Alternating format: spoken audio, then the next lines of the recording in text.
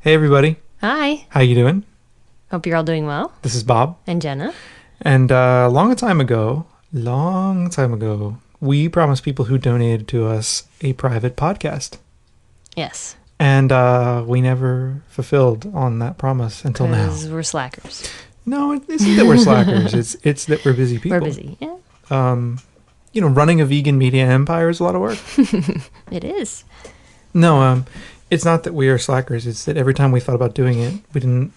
And we sat down and do it a couple times. Mm-hmm. And we ended up doing things we didn't like. Yeah, it So we didn't ended up come out chucking well. Yeah. So I don't know, but we did think we should make good on our promise, even though we made it to you many months ago, and here we are doing Yeah. a special little private podcast for donators only. Because we really, really appreciate your help. I mean, without your help, we really wouldn't be in a position to do what we do. So That's Thank absolutely you. true. Without the support that we got, and we've gotten generous support from many of you, well, from all of you, because you're all listening. Without your generous support, we certainly would not be in the situation that we're in now, which is to say that you helped us grow, you helped us out a lot, you helped us get some equipment and some services and some other stuff that we needed to really make this thing work. And I think without your help early on and all throughout, we certainly wouldn't be in a position that we're in right now, and we appreciate it so much. definitely. And you're to be commended, because it's not like you had to give any money to get the show. No, not at all. And we really appreciate that. It means a lot to us, and it means a lot to us to know that you care enough to send the very best. That you care enough to, cash is the very best, isn't it? Yeah, I suppose so. That you care enough to send us cash, and it means it's great. And one of the things that's been great about it is that we get a lot of email where people tell us that this show has helped them go vegan or stay vegan, Mm-hmm. or feel less lonely as a vegan. Mm-hmm. And even if we didn't get money, I think that's why I would still keep doing it. Even if we had to pay money, I would still keep doing it that way, I agree. because it's really important, I think, to help people out. It is. Definitely.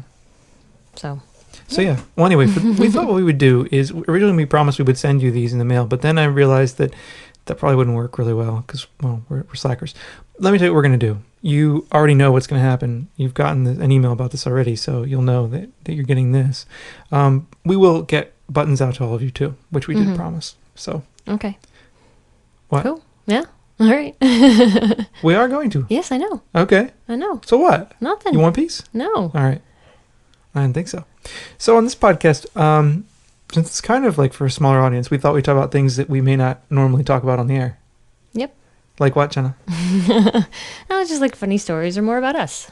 Yeah. I don't know if you really care to know more about us, but I think some people do. I mean, weird people write to me and ask me things about my regular life, and it's kind of strange. So, but I do want to share with you a story, though. Yeah, which story? A story. Okay, tell us a story. Well, it's not that happy of a story. The story is that I have this friend who is a really nice guy, right? Mm-hmm. But from the moment we went vegan, I don't think he's gotten it. He hasn't gotten there. He's not like with it.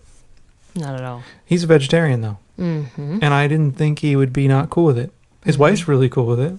Yeah, she loves cooking for us. She does indeed. I mean, she really gets a kick out of it and is so excited when we love her food. So We do love her food too. She's Yeah. an amazing cook. yeah. But this friend of ours is a vegetarian, and when we first became vegan, he kept hinting all along, actually, not when we first became vegan, when we first came out with the book. Mm-hmm. It was more that first came out of the book. Yeah, it was when we first came out with the book. He kept hinting to us that maybe we were being a little too dogmatic, Mm-hmm. that veganism is such an extreme stance that perhaps it's just way too out there, and that in its dogmatism it ignores people's feelings and all this other stuff. So he hinted at this a couple of times, and not wanting to get in an argument with him about it, I kind of just let it go. I did my centered, peaceful Bob. I just let it kind of drift away, right? Right. But one day we were at their place, and they had argued right before we came. So they had an argument right before we had shown up, and they were mad at each other. And as a result, this friend of ours was kind of ornery. He was really kind of pissy. He was wound up. Yeah. He's wound up. He's a little wound up, and so we were hanging out with him for a little while, and he we were upstairs and he showed us this little room he has where he meditates and stuff. And we were leaving the room and he stops us and says, "Do you know what?" And I'm like, "What?" And he's like, "I'm going to tell you now why I could never be vegan." You're like, what do you say to that? And, I hear that and I think, well, holy hell.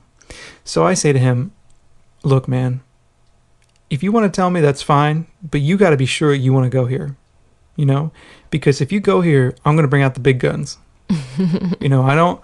If you want to talk about this, fine, we're going to talk about it. Let's get into it. We'll get into it. But if we are going to talk about it, we're going to talk, and I'm not going to hold back, and you're going to know why I think being a vegetarian is ridiculous, right? So at that point, he said, "Okay, well, I'll tell you, a little bit." And he kept saying things like, "Oh, I don't think it's so bad to drink the milk of a cow because you don't kill the cow." And then dinner was ready, so we got sidetracked after that. We kind of got cut short, right? Mm-hmm.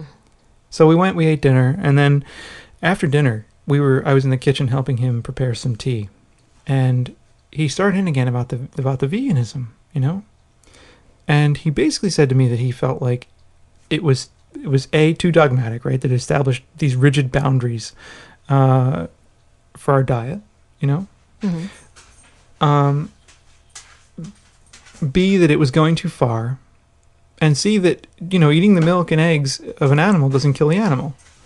Which is completely absurd. If you're a vegan, you know that this is nuts because eggs and dairy depend upon the death of animals, right? I mean, yes, so millions of millions of animals, and the suffering, not just the death, but the suffering. Right, the death, the suffering, and all of that. And so he said his essential argument came down to this. After I pushed him, his argument was, "Look, we must respect suffering. We must respect suffering." So I'm like, "Great, that's exactly what I'm trying to do. I'm trying to live my life by an ethic that respects suffering." Mm-hmm. We must respect suffering, but we must first respect the suffering being inside of us. The first being that we should respect the suffering of is ourselves. And if that suffering being desires milk and eggs to be happy, then we should give in and respect the suffering inside of all of us. It's so fucking selfish. That's what I said. It's completely selfish because I said to him, "Look, the suffering that you feel for cheese is nothing compared to the suffering that a dairy cow feels when it is living its life 2 or 3 years, for 2 or 3 years when it could be living 20 years. It's nothing in comparison. There's not. So the suffering of that calf who's not getting that milk because you are. And the calf who's being killed for veal, Mm-hmm. right? I mean, this is all obvious stuff for us. And so I explained to him of the dynamics behind veal production. I explained for him the dynamics behind dairy production. I explained to him how consuming milk is essentially supporting the slaughter of cows, right? Because they milk for 2, 3, 4 years, and then they're just burnt and they're dead. They're sent to slaughter because they're non-productive. I told him that. I told him about how the suffering that he feels is nothing in comparison to the suffering that an animal feels who lives in a battery cage. Is nothing in comparison to a calf who can't even turn around because they're chained up for veal. Mm-hmm. And so, do you know what he did? He took me into his refrigerator. He took me by the arm and took me over to his refrigerator and opened the door. And he said, "Look in here. Look in here." And I'm looking in his refrigerator. So you see this? He grabs the milk out. "Look, it's Horizon organic milk. I'm doing the best I can. This is organic milk." I said to him, "I don't care if it's organic milk or not. The cows are still dying for that." Yep. Yeah, they're ridiculous. And so the whole idea that we have to protect, our suffering animal inside of us is such bullshit. I know. Plus, I heard him at one point say, but plus I really like cheese. Mm-hmm. It basically comes down to he's addicted to cheese. Really, that's what it comes down to. And, he's the thing that kind of confuses me about it is that he's an extremely thoughtful guy. Mm-hmm. He's really sensitive. He's really thoughtful. He's so sweet. He's one of the nicest people I know. Mm-hmm. Yet, when confronted with this, he can't see beyond. He can't get his mind beyond this idea that it's okay to do what he's doing. He knows better, but he won't go there. Yeah. And that frustrates me. Yeah. And not only will he not go there, he gives me shit for going there. Yeah, that's what I don't understand. It's like if you want to admit your own inadequacies and say, "Okay, well, I can't get past it, I'm not going to," but then to give us shit for wanting to go there just because it makes him feel guilty. I told him I had to live by my ethics. Mm-hmm. I mean, I told him, "Look, I see these animals suffering. Nobody needs dairy or meat to live. You can live optimally without dairy, without meat. Better for you. Yeah. No one needs it. Mm-hmm. You know? No one needs it to live. And given that no one needs it to live, I don't eat it. I don't consume it. There's no reason to. You know? It isn't that I wouldn't like to eat ice cream on occasion, you know? I really don't want to now. But when I became vegan first, I thought stuff still looked a little good to me, you know, when I first went vegan. Mm-hmm. Now it doesn't. It all looks like shit to me. But you know, it isn't that I do it because I don't like these products. I don't now I don't, but at the time I did. I do it because ethically speaking, it's the right thing to do. It is indeed. So he got really mad at me. We got into a pretty big argument. We were yelling, and I kind of lost it. I mean, I know I say not to lose it. I know I say to be patient, all this other shit, but I just had no time for it. I was just getting so annoyed. And he tried to argue that I paid too much attention to animals that were outside of our particular sphere. And what he meant was his cat was there on the floor and was meowing at me, wanted me to pick it up. And I didn't want to pick it up. I didn't want to pick the cat up. You know, I'm sitting there arguing with him. I don't want to pick up his cat. So the cat is meowing at me, and then the cat jumps up on me because the cat wants to be picked up. And he said, "You see, you're so obstinate. You're paying so much attention to your cause. You're paying so much attention to this presumption of rightness that you miss the animal that is right here in front of you, asking for your compassion." And then I get this line about how the presumption of rightness is the cause of every conflict. Mm-hmm. And then I said to him, "Isn't that a presumption of rightness too?" Completely. Isn't it a presumption that in fact your little maxim is right? Aren't you presuming that in fact, well, I am right that being right, that the presumption of rightness is in fact the cause of every conflict? It isn't in itself a presumption of rightness. Mm-hmm. So anyway, I'm just like, that's something I've been wanting to talk about for a very long time. And I don't want to be mean. I don't want to sound mean. I just don't want to be there. You know, I don't think it's I don't know why he decided to pick on me. But at the time, that was a couple months ago, it annoyed me so much that I really felt like I didn't want to talk to them again for a long time. We haven't since. Yeah, we haven't. And well, they're also away for a while, but they were gone for a long time. They were out of the country for a long time. And you know, I kind of feel bad about that, but on the other hand, it's like among the people that I know who are my better friends, I don't expect to be getting shit for being a vegan. I know. I mean, I expect to get questions. Completely expect to get questions because a lot of people don't know and don't understand and really, you know, want to understand or at least are curious. And some people are just downright mean. Mm-hmm. But usually your friends or your family will ask you genuine questions, and you should answer them. And you know, if the circumstances are right, it's just you don't expect to be getting shit like that from people who say you're friends and people who don't eat meat because they say they don't, you know, they respect the animals and they don't want to eat meat. Well, yeah. I mean, at that point, what good is it, right? If you know better, what good is it? Mm-hmm. And it just drove me batty. You know, I don't see any reason for it. I don't even know. Yeah. So it's the point now where I don't know. I kind of like dread hanging out with omnivores. Me too. Me too. Because they annoy me. I know. And they always want to start something too. Yeah. Not always, but often. Yeah. So the thing is people think it's going too far, right? People think it's like going way out there and going crazy and all this other stuff. But in a culture in which we kill and maim and destroy and torture so many animals simply for our own pleasure, it isn't going too far. It's doing what you have to do to protest that ridiculous system itself. Completely. Fucking completely ridiculous system. It's what you have to do. Mm-hmm. And to me, it wasn't like I had a realization that this is what I had to do if I really felt like I was going to live by my ethics. Mm-hmm. If I was going to live by a way that was true to me and true to myself, I had to do it. Of course. And it was one of the best decisions we've ever made. I totally agree. I mean, I could not imagine right now living any other way. It's just awesome. Me neither. Sorry, I'm yawning. I don't know. Every time we do the podcast, I start yawning. It's because it's like we got a nice little corner over here, like the lamp's on. It's nice and toasty, the heat's on. I think, isn't yawning an indication that you need more oxygen? Yeah, maybe you're talking too much. I talk too fucking much. That's why I don't breathe. I need to breathe on occasion. But yeah, but hanging out with omnivores is pretty much the norm up here because we really don't know that many other vegans. Yeah, well, we should tell you about where we live. Yeah. We live in this little town called Colton. Mm-hmm. And I think the top population... Well, here's how New York State is set up. We need to explain this.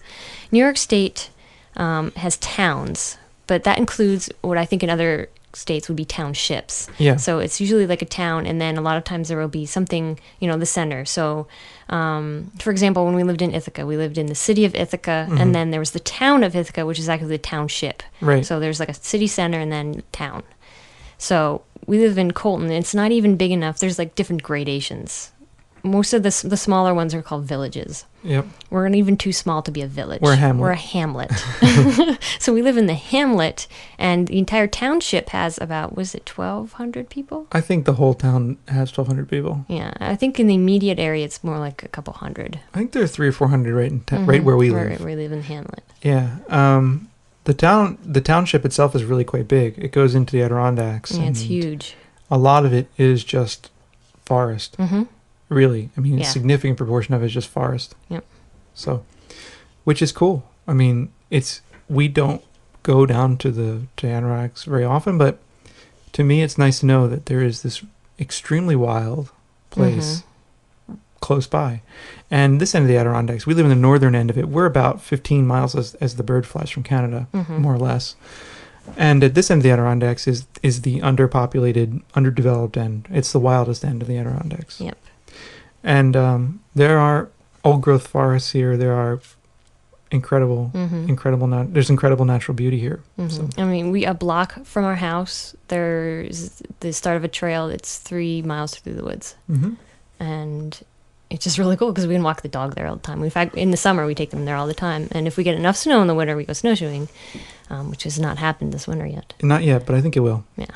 So we live in a place like that, which is really, knowing there's all this natural stuff nearby. I don't use it often, but I'd like to know that it's there for some reason. It makes me feel better. Yeah. And New York State has a really cool clause in its constitution as well. In the constitution of the Adirondack Park. I mean, the Adirondack Park is actually one of the biggest natural preserves in the East Coast, right? Mm-hmm. I mean, I think it's the biggest in the East Coast. You look at it on a map in New York State, and there's this huge green splotch. It takes up most of northern New York. And I think there's this thing called the Forever Wild Clause that says that if you want to make any changes to the park itself, right, to the constitution of the park itself, those changes have to go through 2 successive sessions in the state legislature. Wow. So you have to vote on the change, go back again for an election, and then vote on it one more time. And that's cool because that means you can't have, a hasty legislature just all of a sudden decide they're going to open the thing up for development. So that keeps the Adirondacks relatively pristine, I mean, in this end of it. The other end, there's a lot of development and stuff, but up here it's cool. Yeah. And that's what we like about living up here. There's a lot of natural beauty, and we live for cheap. But the downsides to living up here are significant. We don't go out to eat. There's ever. Basically nowhere to go out to eat. If we do, we end up going to Subway, which is kind of pathetic. Yeah, you can't really go out for a romantic dinner at Subway, right? No. Hey, baby. Let's go have a veggie delight. Yeah. I could be like, come on, let's go out, have a nice dinner at Subway. Yeah. I mean, there is a Chinese restaurant. It's like there's one takeout and then there's a buffet. It does bring new meaning to the term shitty walk. Yeah. For sure. I mean, we could eat there. Technically, there are vegan things to eat, but I don't see it. Why waste the calories? It's really that bad. It's pretty bad food. It always makes you feel a little funky afterwards. It's very greasy. It's pretty bad. It's not all that exciting. I go there on occasion if I have a place to take if I need to take students out, if I need to go out with my department or whatever, I'll go there. But it's pretty shitty food. Yeah, there was an Indian restaurant and it closed. Shut down. Very closed. I think they used ghee anyway, so. But they would make it without. Yeah. The other, that's the downside, and the upside to where we live though, beyond the crazy wild all that other stuff, is it's pretty quiet. It's pretty peaceful, and there's a town not far away where there's a co-op that sells a lot of vegan stuff.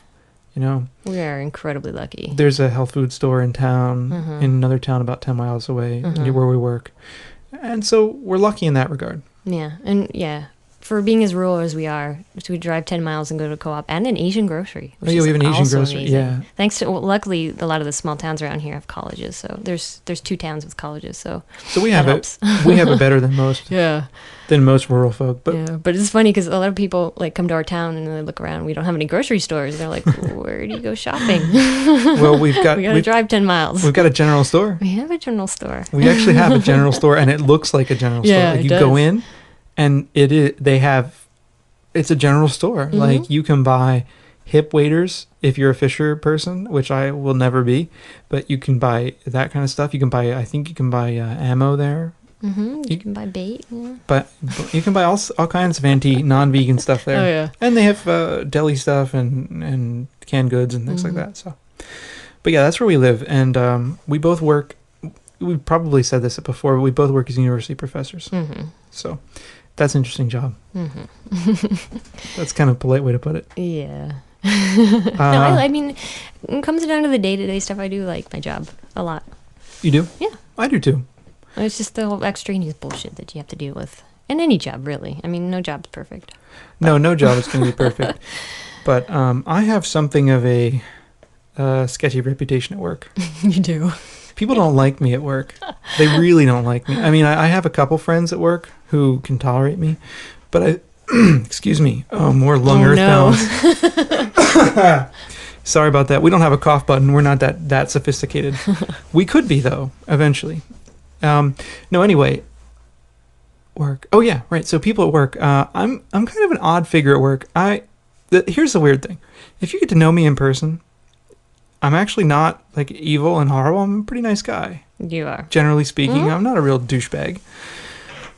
But people at work think I'm some kind of like complete radical asshole who has a chip on his shoulder and a grudge to bear with everyone. Mm-hmm. And I really don't. Actually. Mm-hmm. Well, that's because the place we work at is really conservative. Oh, extremely. So, I mean, like when we lived in Ithaca, we were normal. You know? I mean, there are people way, way weirder than us. Yeah, I would say we were pretty average there. Right. We were average. Yeah. I mean, in terms of our politics, in terms of our, our appearance and everything. Here, we're freaks. Complete and total freaks. And the thing is that, a lot of people think I'm disrespectful because I have a nose piercing and I'm a faculty member and I've got tattoos that are visible and I'm a faculty member and all this. Fuck them. Mm-hmm. It's the way I am. What can I do? I mean, I've got a PhD and I've got the qualifications. I'm good. I got the skills, right? I mean, I'm not trying to toot my own horn, but I know what I'm good at and I'm good at what I do. Mm-hmm. And, if it weren't for that, I'd probably be fired by now. Because they would have had, if I think they had any cause to fire me, they would have used it. Sure. But I don't know. I feel like it's crazy. The whole thing's nuts. Mm-hmm. So the reason, though, I should tell you, it's kind of a fun story. Oh, yeah. You're going to tell this whole story? I've told it before. Okay. Some of the people out there already know it. Don't you think I should tell it? Oh, I guess. You really don't want to? Sure, go Some ahead. people already know. Okay. The reason that I'm in kind of this position on campus is that a number of years ago, in 2004, in the spring of 2004, I had a blog, right? It was a political blog and 10 people read it, not like now actually, where hundreds of people read veganfreaks.org, not like now where we actually have a lot of readers. But in the past I had this blog and I got rid of it in the interim. And on this blog, a friend of mine had sent me this recruiting manual for the College Republican National Committee. And in this recruiting manual, it was written that the way to appeal to Latinos was not with numbers, not with facts, but with emotion. But with emotion, right? So, being emotional, I read this, and it bothered me because, this is a racist thing. Mm-hmm. I mean, racists always try to paint those who are different from them or those who have a different race as less than capable of emotion. I mean, less than capable of rationality, right? Sure, and it's a particular stereotype of Latinos because you're all hot-blooded, right? Right. So I got all hot-blooded, but really, I wrote this entry kind of as a joke. I mean, really. I wrote it. It was a rant. It was a rant, but it was a joke meant to poke fun at this whole thing, where I said that I thought that the college Republicans were racist and fascists, and I also said that, what did I say? I said they were racist and fascists, and that the Republican Party has policies that only benefit rich white fucks, and what else did I say? Do you remember? Something about lowrider. Oh yeah, I said, "Oh, I'm done now. I'm gonna hop in my lowrider with my pregnant teenage girlfriend, Maria." So I wrote all this stuff, and the pregnant teenage girlfriend Maria thing was meant to be like a joke, Mm-hmm. and I thought people would read that and understand, like, this is kind of a rant, a joke, and 10 or 15 people who read my blog read it and thought, "Haha, this is funny, right?" This is in December of 2003. Mm-hmm. I wrote this thing. So I'm doing this class on campus in the spring of 2004, and I have these students who are doing anti-racist work on campus. They're hanging up posters all over campus that are saying, people of color live 5 years, 10 years less than white people, and people of color are generally less well off than white. And they were hanging up a bunch of posters. Some of them were borderline offensive, probably, and to white people. And it was what they were doing. They're trying to create some conversation on campus about racism. And it was apparently working because people were talking about these posters. So one of the members of the college Republicans came to me and said, "Bob, I want you to tell your class to take those posters down." And I stared at this person and said, "No, I won't tell them to take the posters down. Why would I?" Are you okay, Jenna? I'm fine. All right. I don't like to relive this. I know. So I said, "No, I won't tell them to take the posters down. Why would I?" And they said, "Well, they're offensive." And I said, "Well, I'm sorry you're offended, but why don't you come to our class and talk to the class? Maybe they'll take them down if they know you're offended. Or why don't you send me an email and I will read it to the class and you can converse with them." And the person said, "No, I don't want to do that either. I want them down." I said, "Well, look, if you're not willing to talk about it, I ain't taking them down. I ain't telling my students to take them down. First off, it's a First Amendment thing. It's their freedom. It's their ability to do what they want, So this was like on a Tuesday. And then on a Thursday night, I get this call from a friend of mine in the middle of the night, a student of mine, who had my number. And he says, "Look, I just found these posters all over campus about you. They're calling you a reverse racist. They found your blog entry and they're talking about how you should be fired for what you believe." So the Republicans apparently got angry with me, started digging for information on me because I wouldn't tell my students to take these posters down, and then hung up posters all over campus about me, saying that I should be fired and that I'm a reverse racist and I hate white people and all sorts of stuff. And I do. I should tell you for the record, I really do hate white people. Yeah, he hates them so much he married one. I call them white devils. Yeah. I do. I'm always running around yelling Latino power and all this other stuff, Oh, yeah. You fucking white devils. Okay, so, I'm kidding. So that began actually a really interesting phase in our life as well. Oh, yeah. Interesting is a good way to put it. Where the shit totally hit the fan. Yeah. They tried to have me fired, and the university kind of shit their pants, and they realized they couldn't fire me, and we ended up getting a lawyer just to protect our interests. And what else? It ended up in a local paper because, the local paper here is like, "Mrs. Smith, cat stranded in tree," is like a, front page story. So this ended up in a local paper, about me hating Republicans and all sort of stuff. And the chair of the county Republican committee called for me to be fired from my job and all this other stuff. And that was bad enough. And then we have this faculty email list where all the faculty can email each other, and they were emailing each other talking about how evil I was and how I misused the term fascist and all sorts of stuff. And I was like, people, you get a fucking clue. It was a blog entry, It was a rant. I don't think they really understood the genre. I don't think they understood the genre at all. I mean, it's all these 50-year-old, 60-year-old people who don't understand blogs, right? Who don't even understand how to fucking boot Windows, okay? No offense against 50 or 60-year-old people, right? But all these old farts who don't get how to even turn on a computer and are suddenly trying to understand where this thing came from. And, I didn't say any of this stuff in class, and the students that brought the argument against me, they don't know who I am. They didn't know who I was. They were just using it for political means. So that happened, and then in March, I started to get these emails from various reporters around the country telling me, "Hey, look, the Republicans are trying to take this thing national. You should know." And I was like floored by that, right? I get this email from the AP and all this other stuff. So I find out later on that it is going to be in the opinion page of the Wall Street Journal, the op-ed page, that this is going to show up on the op-ed page. So it does. It ends up on the op-ed page, and there's this article about how Republicans are, discriminating against in the classroom and how evil all these professors are who don't respect Republicans' opinions and all this other shit. Ignoring the fact that, of course, I didn't do any of this in the classroom, ignoring the fact that this was done on private time, on private resources with a disclaimer, ignoring all of that. So that's when, we got death threats and the threats of violence and all that. So suffice to say, that whole thing convinced people that I was like some kind of complete radical, and that I hated people and that I was this angry young man and all this other stuff. I'm really not all that angry. I mean, I get angry about things, but it was ridiculous. Yeah, it was kind of scary. I didn't think it was all that scary. I thought it was really fucking annoying. It was scary in the fact that, you could have lost your job because, I mean, we would have, fought back and we had our lawyer and everything. But, I mean, the fact, and the death threats and all that, it was just way too much for me to handle.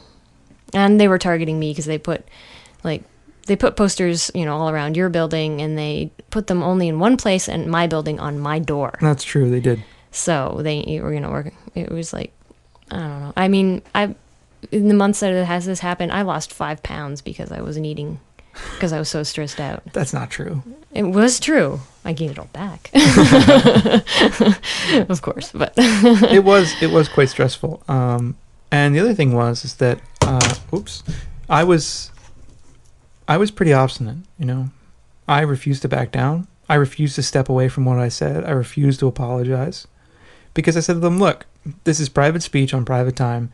And if I back down, if I apologize, if I do anything to run away from what I've said, what kind of message am I sending my students, number one? I mean, what kind of message am I sending people if I suddenly, step away from what I believe in, It's freedom of speech issue, number one. Number two, I don't really disagree with what I said. Republicans are racist. Look at the Southern strategy. It requires no great intellectual leap to examine the strategy of the Republican Party and understand it as a racist strategy.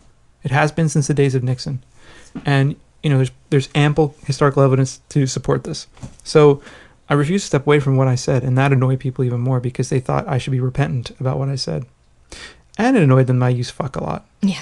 They're really upset about that. So, the argument was, had I said what I said in very kind terms, had I said it more gently, had I been a little nicer... And nobody would have paid any attention to it. Well, that's fine, right? No one would have paid any attention to it. Yeah, but at the same time, then nobody... I don't know what I'm trying to say. And, it was just really fucking absurd. So I refused to apologize. I stood on my principles, and I thought, I need the job, right? I needed the fucking money, but I didn't need it that bad. Like, I didn't need it bad enough for me to back down from what I believe in. Mm-hmm. I didn't need it bad enough for me to say that I was sorry when I wasn't. I didn't need it bad enough for me to walk away from what I hold to be one of the central tenets of I mean, it's kind of optimistic and stupid of me, but I think that one of the central tenets of, one of the principles of academia is freedom of speech. Of course. So I wasn't going to step away from that. So that created some hell for us. And after that, there's a lot of scrutiny placed upon me.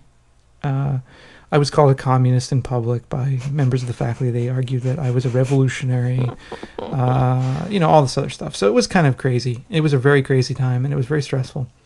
And it was just plain horrible. I mean, it doesn't sound that bad when you tell people about it, but it was ongoing for a very long time. Mm-hmm. And it just did not let up. It was like every day there was something else. Mm-hmm. Somebody attacking us for whatever. Yeah, every day it was something.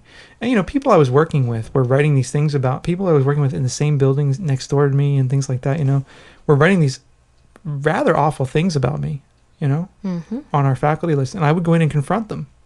They would write stuff, and I'm the kind of guy, I will just tell you what I think. So I would go to them. I would walk to their office and say, I can't believe you wrote this about me. Do you know? Did you even talk to me? Did you even ask me? You could have. And I think that shamed some people into actually changing their mind. You hear that? That's the cat. That purring. Yeah, he just stopped the tape earlier. Yeah, he decided he wanted to jump up on the laptop. And he scratched me as well. So, but anyway, fuck it. Let's just stop talking about this. Okay. It's such a downer. It really is. It does talk about the state of America. I mean, I think that America is insane. That this could even be an issue in contemporary United States. It's just an indication of how far we've gone mm-hmm. towards the crazy in this country. Oh yeah. Crazy, like nuts. Yep. Yep. Free speech is okay as long as you agree with it. Well, the funny thing is I was calling them fascists, and how did they treat me? Like fascists. Yep. They wanting to shut you up. I was like, I'm calling you a fascist, and you behave like a fascist. Therefore, you are a fascist.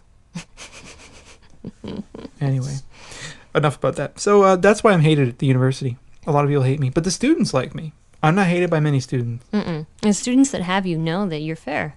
I'm extremely fair. And I mean, I'm extremely just. Everybody that said bad things about you never met you. They never even knew who I was. I mean, it's ridiculous. It was a political game. It was meant to make the left look stupid, and it was meant to build the political career of a couple wayward students who, I don't know. Anyway. After that, the college Republicans sort of fell apart. Well, for good reasons. Yeah. We won't go into that. Right. But anyway, but they were made to look pretty bad too. They were. So. They were made to look pretty stupid as well. And a bunch of the students on the left got together and kind of fought against the college Republicans and really made them implode. Yeah. Which was good. And they deserve it. I have no sympathy for them. And one of the students who did this actually is in ROTC. And I just I don't want anyone to go to war except for him. I wouldn't feel real bad if he ended up in Iraq. I wouldn't want him to die, but I wouldn't feel bad if he spent a number of years in Iraq. Fighting the war that apparently he agrees with. So, all right, enough on that. That's so all down. Right. Please, yes, thank you. You didn't want me to tell that story? No, I hate when you tell that story. Why? Because I hate reliving all of it. We can't run from it. I know, but still. It is our history. I know. We can't ignore our history. Yes. All right, let's get more on the up and up. What, are we going to have to delete this one too? No. Okay. Because every time we try to do this podcast, this special podcast, it ends up being such a downer. Well, people should know about us. Don't you think? Yeah. I mean, these are our friends. These are the people that were kind enough to give us money. True. So I like to tell friends the story because it was a formative event for me. This is true. So and I'm amazed we're still at this university, actually. Me too. But that's because the job market's really bad. I like my job too. I like where we live. And I'm not going to let these people chase me away if I like what I'm doing. Yeah. Mm-hmm. In fact, I have to say I kind of have a sick amount of pride about staying around just to annoy them. So that, and I like where we live. We live in a fairly big house. We do, and it was cheap. And it was really cheap. And it was built in 1850. It's a great old house. I mean, it needs some work, but it's a nice old house. And I don't really want to leave the house. Yeah. I like the house a lot. It's my attachment to worldly goods, or whatever the Buddhists would tell me. But anyway, being a vegan here is not so bad, I have to say. We had a vegan action group on campus. We had one last year, and they were showing films and getting things together, and that was really cool. Mm-hmm. It was really cool. Mm-hmm. Unfortunately, a lot of the members graduated, so it's not as active anymore. But no, it's now run by Health Food Vegan, who also works in an animal lab. Oh, lovely. So, I don't know. What else do you want to talk about, Jenna? I don't know. Yeah, I don't know. Come on. I've been talking nonstop. I know. Well, it's because, I don't know. Well, it's because it was your story. Well, how about we get a story from you? Well, what about? I don't know. You tell me. I don't know. I don't know what to talk about. Oh, man. What do you like best about being vegan? I like the fact that karma's not the right word for it, because I'm not doing it just so I can feel better about myself. But I do feel better knowing that I'm not participating in that which I think is wrong. Mm-hmm. And I try to minimize it to the maximum amount possible. I hear you. And I just feel so much better looking at other animals, knowing that I don't eat them, I don't torture them, and then I'm just trying to do things to get fewer and fewer people to want to eat them, And yep. I look at all the dairy cows as we drive past, and I feel better. I mean, I feel bad for them, because I know that at least the dairy cows there aren't as many intensive dairies where we live as in some other parts of the country. Because you do see a lot of them out in the fields, but still, you know that they're still killing the animals, and you know that there's still veal involved in all of it. So I feel bad for them, but at least, I can look the animals in the eye and know. And it just makes me feel so much better. Yeah, it is. I like that too. I mean, I like that, knowing I'm not having a part in that. Mm-hmm. Knowing that I'm not having a part in that cruelty and that horrible system itself. Yeah. So, and I it's funny when I think we might have said this before, but when we were vegetarians, like meat did not gross me out at all. Me neither. I would look at it and think, wow, I could probably eat that. Yeah, right. And I think that's why we went back and forth between being vegetarians and omnis for a few years. Just because it didn't gross me out. But when we became vegan, it really started to bother me. Me too. A lot more and quickly. And not just meat, but milk and eggs. And now, we were at home for Christmas at my parents' house, and my parents made an egg, and I didn't even see them make it. And I smelled it. Yeah. And I could not be in the same room. I had to leave the room because the smell was just so disgusting to me. I think it's pretty gross. It's really weird. But no, I have my tolerance is so limited right now. For that stuff. Yeah, me too. That's another reason I don't like hanging out with omnis, because I can't stand looking at what they eat. I know, it's disgusting. And we're kind of fortunate we don't have to be around them that much. Yeah. I mean, I always feel for the people out there who live with omnivores. I guess you get used to it, but I always feel like, man, how much must that suck to have to watch, have steak prepared in your home, or chicken, and knowing like what we know, knowing that it's torturous, knowing that animals have died for that, knowing that someone is being cooked. Yeah. That's disgusting. It is. It's really disgusting. I know. So I have a lot of problems with that as well. I absolutely do. Another thing, I don't know, it's kind of it's more about me. But my animal rights class, I'm teaching this semester, I'm teaching a class on animal rights issues. Oh, yeah. It's going pretty well. Yeah, it sounds like it's going a lot better than it was last year. Last year, I came out kind of guns blazing, kind of hard to begin with, kind of like I went really hardcore really fast with them, and with animal rights theory, so I went right into theory, right into all of it, and I think it turned them off, and I think also they don't like to think, and that put them off too. This year I went a little different tack. I began by looking at the food system, and I began only with talking about animal rights, very soft, only a little. Only very gently at the beginning. And I think this year, first off, I have a better group of students. I have a different group of students who seem to care more about the issues. Last year, I think I had a group of students that really didn't care. I had 1 or 2 students in the class of 18 that cared. This year, I've got probably 8 or 9 out of 15 that really care. And that makes a big difference because it changes the composition of the class, changes what's said in class and who's quiet and who talks and all that. So this year, more than half the class really cares, I think. And I began we began by talking about some of these animal rights issues, and people were bringing up things that I thought were kind of advanced. So I said, look, I can show you some films. So I showed them Peaceable Kingdom, and they were sad, and some of them liked it. And they said, well, let's see more. So, okay, I'll show you The Witness. So I showed them The Witness, and they said, my God, that's sad, but we want to see more.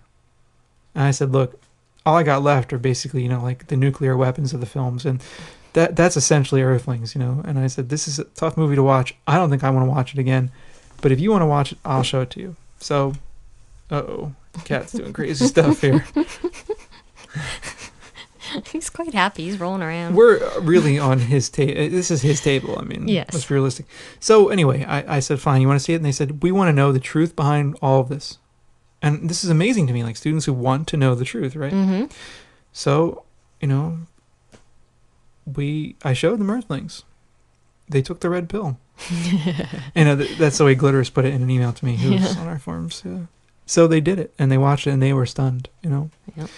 Some of them said they had a really hard time with it. And I think it's great. It is a hard movie to watch, but it's good to watch because it reminds you of what we do. And what's in the film isn't exaggerated, it's real. So that's kind of fun too. Yeah. But that's amazing that they want to know, because most of the reaction you get from people, students, everybody, is like, I don't want to know. I just want to live, blissfully ignorant. I just want to eat my steak and not feel guilty about it.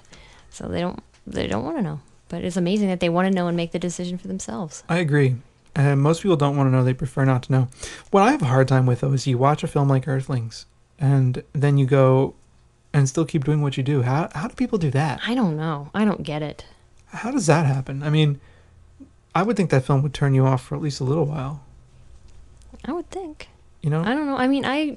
I watched Peaceable Kingdom, which is, like you said, the least bad out of all of them, and I cried through that movie. I mean, I cried through The Witness. It's like, just because the feelings that knowing all the bad things that happen to these animals just makes me so, upset that I can't help it. It's horrible. And I don't know. It's just, so I couldn't even stand to watch those things. Yeah, it's not cool. No. But, I could tell there were a lot of them holding back tears. Mm-hmm. So, excuse me, it's good for them, Yep. It's absolutely good for them. That's good to see. Yeah, there's it's some change. hope. I think there is some hope. I mean, I this is something I think about a lot, actually. I wonder how we can get people to see what it is that they do and to get them to understand that animals feel. Mm-hmm. They know. And what Earthlings does is it really, really cogently puts on the table this idea that animals are like us in the important respects. They're like us insofar as they feel pain. Yeah. They're like us insofar as they want comfort. They're like us insofar as they feel lonely and sad and happy. Mm-hmm. And if that doesn't appeal to people, I have such a hard time understanding what does. I know. I mean, you see, I don't know how anyone could have a cat or a dog or any sort of companion animal and does not get it, because they are so different. They have such emotion. I mean, look at our cat is sitting here, wants to be so close to us, is sitting here underneath my microphone, purring like crazy. Rolling around, trying to almost hit some of the knobs on the... He did hit one of the knobs, but I held it so it wouldn't move. Hit one of the knobs on the mixer. And he's just like having a great old time, just sitting here, nice and warm under the lamp by the computer. He loves his table too. Yeah. But that's the thing, is you come to know animals and you come to know that they have desires and wants. And I asked my students in class today, I said, how many of you have dogs at home? And almost all of them raised their hand. And I said, how many of you sleep with your dog when you're home? And about 3/4 of those people raised their hand. I said, how many of you sleep with anybody else from your family? Nobody raised their hand. And I'm like, here you are, sleeping with a dog, with an animal, yet many of you will walk out of here and go eat another animal. And do you think that the animal you're eating is any less capable of that kind of love than your dog? Yeah. They're just not as fuzzy and cute. Yeah. Well, that got them thinking, though. Good. So I'm glad. It's good. They're coming along. I don't have to pull out the big guns with them usually. Mm-hmm. They want to know on their own, and it's good. It gives me some hope. It makes me think that there is, in fact, some hope. Kitty, don't destroy the mixer. No. No. I'm just gonna poke him until he moves. Stop. So, I don't know. This is probably the least exciting podcast we've ever done. I don't know. It's good to tell stories, though. I mean, stories you wouldn't want everybody to hear. Well, that's the thing. I don't want everybody to hear my Republican horror story. Yeah. And, oh my God, don't scratch the iBook. The cat's like going wacko on the iBook here. I don't want everyone to hear my Republican story because it's kind of like, I don't know, touchy. Mm-hmm. I don't know. So, yeah, but whatever. Well, let me ask you a question out there, all you donating people. If you haven't fallen asleep yet, let me ask you a question.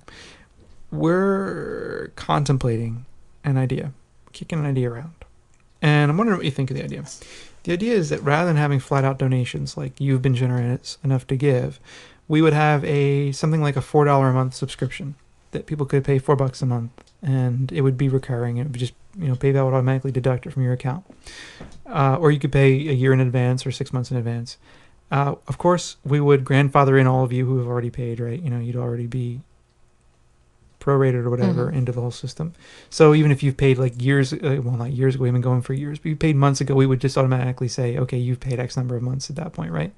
As a way of appreciation for what you've already done. But what do you think of that idea? The reason that we want to do it, oh, please don't turn off the mixer. There's switches back there. The reason we want to do it is because the podcast is taking increasing amounts of time. I mean, probably between us, we put 20, 25 hours a week into it. It's mostly you, so. Yeah. I put at least 15 hours a week into the podcast every week. And I have a full-time job that takes 40 to 60 hours a week. And I run the forums, and I run a publishing company. And I like to occasionally see my wife. It's nice, yeah. And I like to do things like eat and bathe and things like that. So I'm running out of time is what's happening. I'm having a huge time crunch. And one way that I could alleviate that time crunch would be with more equipment. If I had some capital, I could get my hands on equipment that could cut my processing time, which is where most of the time goes, down from about 12 to 15 hours to about 1 hour. Mm-hmm. And I got to tell you, that's pretty significant, especially when my time is so tight, and it has been really tight lately. And if any of you send me email, you know, like, it takes me a week to get back to you, and I feel bad about that, mostly because of this kind of stuff. So what we're thinking is that we would start up maybe a subscription program, try to get people to subscribe to the podcast, to raise a little capital over time, to pay for server costs, and to maybe try to get some better equipment so that we could cut some of that processing time down and make this still keep going at the level we're going in terms of the content, but make it a little more manageable for us. So what do you think of that idea? I'm curious to hear what people think. And also what would be good incentives for people? Because, of course, you know, if you can get it for free, why would you pay for it? Yeah, exactly. So we need something to incentivize. And since you already paid for it, you would be a good judge of why, you know, what things we could do. I mean, I've been thinking T-shirt buttons, something that we could give, you know, that wouldn't cost us a ton, but it would be nice enough to give out. Yeah, so... And something that wouldn't take a lot of time. Yeah. So that's kind of where we're at, and I'm curious what people think of that. We have also randomly kicked around the idea of having NPR-style sponsorship on the show. Each show would begin by, this episode of Vegan Freak Radio is sponsored by, I don't know, whatever. Herbivore Magazine or whatever. Yeah, there you go. Yeah. Or somebody, you know. Yeah. And that would be it. It wouldn't be an ad. It would just be kind of a sponsored by, a little plug, and that'd be another way for us to raise some cash. I mean, what it comes down to is not really that we want to make a profit on this, but that we could use some equipment and we could use some money to go towards our increasing distribution costs. This isn't us begging to you because you already given us money. Yeah, so we're not asking you to give us more money. No. We're just asking you what you think. So if you have feedback on that, we'd really appreciate it. And, you know, it'd be nice to hear what you think. And I just want to, here's what I want to do. I want to make this thing sustainable. I want to keep it going. I want to keep doing this. But at the rate it's going, I'm fearing that it's not going to be a sustainable cattail on the mixer. There we go. Okay. Anyway, no, he's on the knobs. No. Oh, no. Shit. I think he just changed the equalizer. Uh-oh. Well, let's see what happens here. Each. Oh, no. Okay. No. He's attacking me. He really doesn't want you to touch the knobs. He really doesn't. He really does not want me to touch. Hey, wait, I haven't played. Can we play? Okay. Let's see. The funny thing is, he'll do this in my office too. He'll sit right next to my keyboard. Uh-huh. And then he'll get mad at me when I type and try and tack my fingers. Yeah, he's the one who wants to sit right next to the keyboard. Of course. Or on the keyboard. He especially likes the function keys. What does this do? What are you doing? I'm trying to turn on some effects. Oh. All I hear is a buzz. Yeah, me too. It's not good. Okay. Anyway, screw the effects. I can play with them later. So anyway, we would love your feedback on that. If you have some, send it to us or get in touch with us in the chat room or anything like that. We would really like to know what you think. It's not that, like I said, we don't want to make a lot of money or anything. We would like to have some money just to get some better equipment. We're doing 2 hours a show a week on equipment that is far less than professional, and it works, but it requires a lot of work around in order to make this stuff sound pretty good and all this other stuff. So anyway, the point is, it'd be nice to have better stuff because we could really cut the time down significantly. Because we don't want to cut the radio down. No, we really like doing the podcast, and we love getting all the feedback from people that, you know, enjoy listening to us, and that keeps us going. So it does. And but if the thing's going to be sustainable, I think eventually some kind of change is going to probably have to happen down the road. So yep. Well, anyway, we really appreciate the money. I can't tell you how much we do. Yes. It surprises me all the time that people value what we do, and I'm glad you do. And it touches us both as well. Definitely. Not in like a dirty, pervy way. Although if you want to touch us in dirty, pervy ways for money, we could talk about that too. Oh, man. No. I'll let somebody touch me in a dirty, pervy way for money. Really? Sure. It depends on how much money. Oh, great. I'm kidding. Bob's going to be sleeping on the couch tonight. Why? So, just kidding. I'm only kidding. Well, maybe I'm not. No, I'm kidding. Anyway, thank you. We really appreciate it. Yes, thank you all very much. And, well, enjoy your special little podcast. Yeah, I hope you enjoyed it. I hope it wasn't too much of a downer. Yeah, I hope it wasn't too boring. I feel like it was boring. Yeah. I feel like our show's boring a lot, and people write to me and tell me it isn't. Okay, well, then. Maybe this is one of those cases. Or maybe people write to me and say, it really sucked and it was boring, so please don't do it again. Well, tell us one way or the other. Yeah, we like to hear. So. And we won't make fun of you, I promise. No. We don't make fun of people we like. No, we don't. No. Only dumb people like Ricky C. Oh, that, and there was a funny review of our book on Amazon. Oh, yeah. Someone got offended by our comment about the middle-aged people. Should I open that before we go? Sure. Okay, I'll open that, and then we'll read that, and we'll talk about that, then we'll go. Okay. All right, so we have dead air, Jenna. Come on. Oh, sorry. So anyway, yeah, so, a lot of people don't appreciate the language in our book, as you already know, because we had plenty of emails about that, and the language in our podcast. I don't know, man. Do these people not have cable or something? Yeah, really. I mean, what kind of like media environment do they live in? I know. Like whoever said that you had to speak about serious subjects without, not, only using serious language. What the hell?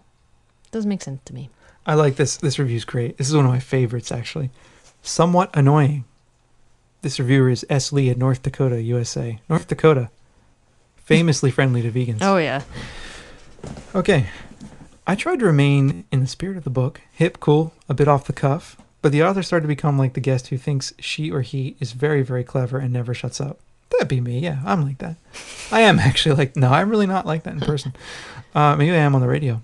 I started to wonder why I invited them over for the evening. As a middle-aged vegan, I arrived at being fully annoyed with their pithy observation, quote, "Don't let the self-involved middle-aged ex-hippie types scare you away from the good thing a co-op can be.